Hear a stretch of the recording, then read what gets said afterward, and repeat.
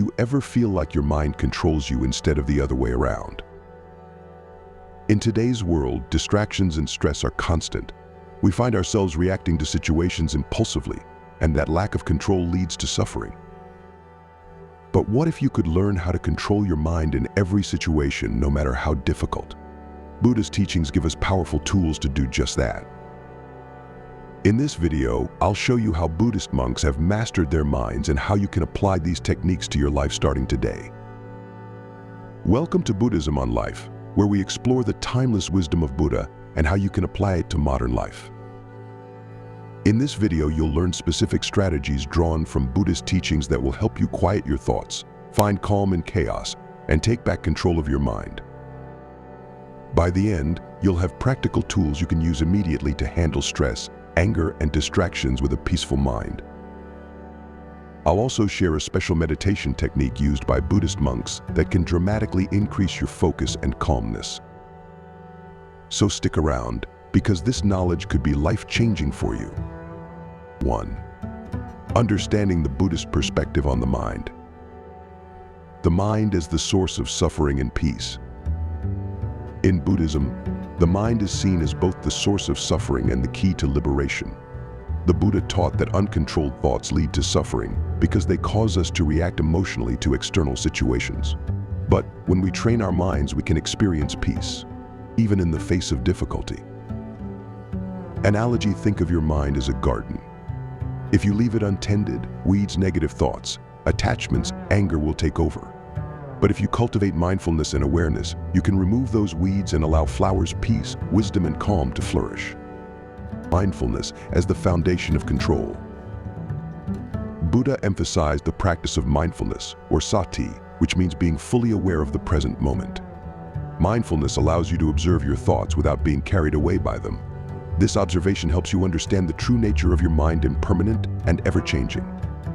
Practical insight: by simply watching your thoughts, without judgment or reaction, you create a gap between the stimulus and your response. This gap is where you reclaim control. It's not about controlling every thought, it's about mastering your reactions to them. 2. Why we lose control of the mind. The three poisons: ignorance, attachment, and aversion. Buddhism teaches that three mental poisons cause us to lose control over our thoughts: ignorance, attachment, and aversion. Ignorance: we misunderstand the nature of reality, clinging to illusions and false perceptions.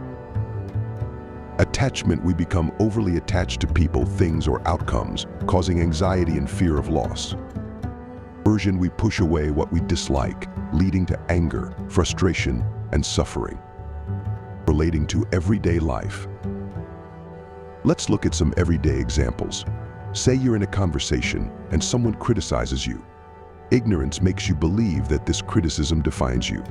Attachment to your pride and image makes the criticism feel unbearable. Aversion causes you to get defensive, angry, or even lash out. In that moment, you're not controlling your mind is controlling you. Emphasize mental turmoil: the more we cling to pleasure or push away discomfort, the more mental turmoil we create. By understanding the nature of these poisons, we begin to see why our minds spiral out of control in stressful situations. Learning to observe rather than react. The key lesson here is observation. Instead of reacting immediately to negative emotions or situations, take a mental step back. Observe the feeling of attachment or aversion rising within you. Recognize it for what it is: a fleeting mental state, and let it pass. 3. Key techniques to control your mind. Now, let's go deeper into the specific techniques you can use to control your mind in any situation. 1. Mindfulness meditation vipassana. Introduction to Vipassana. Vipassana, or insight meditation, is one of the core practices in Buddhism for gaining control over the mind. It helps you develop awareness of your thoughts and feelings without getting caught up in them. In this practice, you focus on your breath or bodily sensations and simply observe your thoughts as they arise and fade away. The goal isn't to stop thinking, but to see thoughts for what they are: impermanent events that don't have to control you. How to practice Vipassana. Find a quiet place to sit. Close your eyes and focus on your breath. When thoughts arise, I'm uncomfortable, I'm bored, or what if I forget to do something? Don't engage with them. Just acknowledge their presence and let them go. Gently bring your focus back to your breath. Over time, this practice helps you see your thoughts as temporary and impersonal, rather than truths that control you. Benefits of Vipassana. By practicing Vipassana regularly, you develop the ability to observe your mind's patterns without being caught up in them.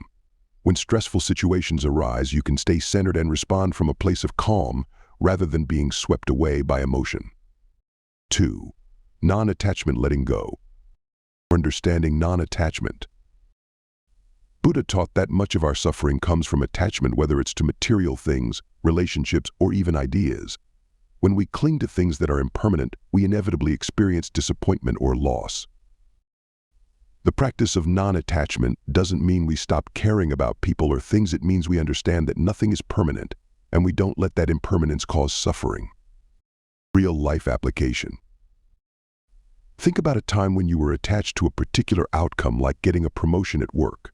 You might have placed so much importance on it that the mere possibility of failure caused you stress. But if you practice non-attachment, you would approach the situation with effort, but without clinging to the result. Whether you succeed or fail, your peace of mind remains intact. Daily practice to practice non-attachment. Remind yourself daily of the impermanence of everything. When you feel yourself clinging to an outcome or object, pause and reflect on the fact that nothing lasts forever. Release your mental grip on it. 3. The middle way, Majjhima Patipada. Finding balance in your reactions. The Buddha's middle way is about finding balance, not indulging in extreme reactions, whether emotional or physical. It means avoiding both indulgence and suppression. Instead, we aim for a balanced response that's appropriate for the situation.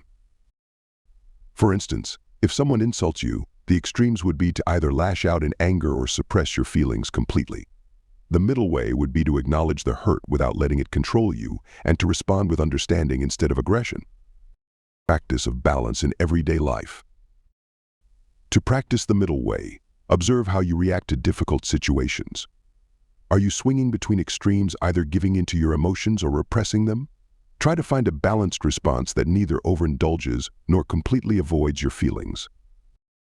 This balanced approach allows you to stay centered, no matter what the world throws at you. 4. Metta loving kindness meditation. Spreading positive emotions to gain control. Another powerful technique for controlling your mind is metta, or loving kindness meditation. In this practice, you generate feelings of love, compassion, and goodwill toward yourself and others. Why is this important for controlling your mind? When your heart is full of love and compassion, it becomes difficult for anger, resentment, or fear to take control of your thoughts. How to practice metta. Start by sitting quietly, closing your eyes, and focusing on your breath. Begin by directing loving kindness toward yourself. May I be happy. May I be peaceful. May I be free from suffering. Then, extend this feeling toward others, first to people you love, then to neutral people, and finally, even to those you might have conflicts with. This practice softens your mind, making it more resistant to negative emotions and easier to control.